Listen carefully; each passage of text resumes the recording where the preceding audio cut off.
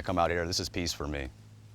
Corey Lilberg pulls leaves to expose young Chardonnay grapes to the sun to help them grow. It's fun bringing something to the community, especially because there's such a history of it here in Tryon Foothills. It's a region that was nationally known for its grapes and wine before Prohibition.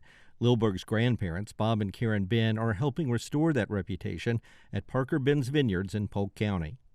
We're making a lot of different wines because we grow quite a few different varieties of grapes. The Benns owned a plant nursery and tree farm in South Florida for 20 years. And I said to her, we're getting too old to do this. I said, let's go up to the mountains where it's cooler in the summer. In 2007, they bought 10 acres of land a few miles outside of Columbus and built a small home. They spent summers here, but after 2 years decided to live here permanently. We just weren't ready for the rocking chairs because we're just working type people for sure. So they decided to plant wine grapes and eventually started making wine. I like to refer to it as a hobby out of control because it was never meant to be what it turned out to be. Their 10 acres turned to 40, 15 of them in grapes. They built a tasting room, a covered outdoor bar, and outdoor seating areas. And we were growing and we needed help because we're older. You can take a look at us. He's 87 now.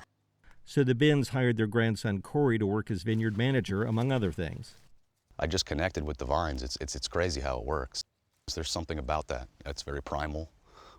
I'm into it. So you're going to start with rosé. The Benns' daughter Kelly does marketing and manages the tasting room. It has strawberry notes on it, citrus, and it's dry and quite delicious. The Benns also hired professional winemaker Justin Taylor. Parker Benns is responsible for producing dry whites, dry reds, dry rosé, and then we do have an off-dry line of wines that have just a touch of sweetness to them. It's extremely diverse, but our focus is on just making the best that we can for us to share with everybody. Among the favorites are the Petite Mansang.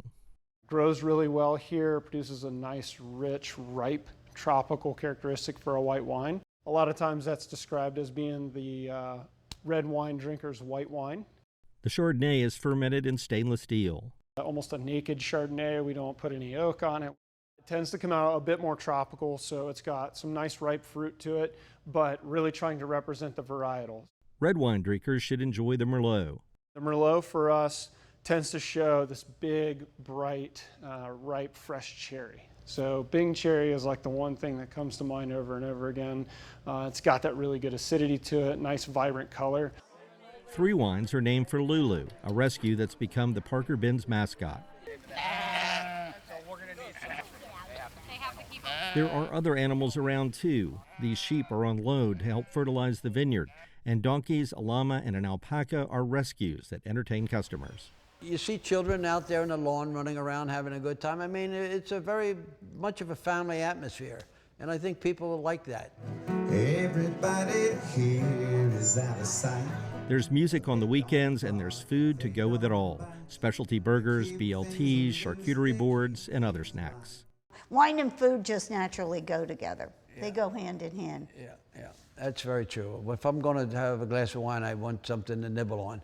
Everybody's feeling warm and right. A visit to Parker Benns Vineyard is an experience that goes well beyond the wine. We get so many people that come here that feel like they're part of the Parker Benns family because we've got a very friendly staff. We're people.